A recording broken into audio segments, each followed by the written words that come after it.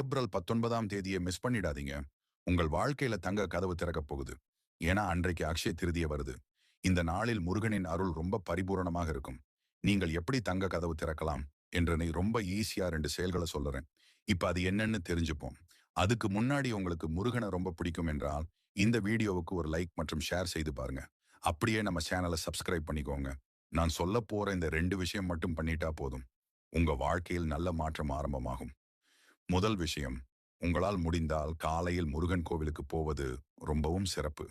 அதுவும் கோவிலுக்கு சென்று இல்லாதவர்களுக்கு தானம் செய்வது 10 மடங்கு புண்ணியத்திற்கு சமம். இரண்டாவது விஷயம், முருகனின் சன்னதியை 21 முறை சுற்றி வாருங்கள். அதுவும் ஓம் முருகா என்று மனதார சொல்லிக்கொண்டே வாருங்கள்.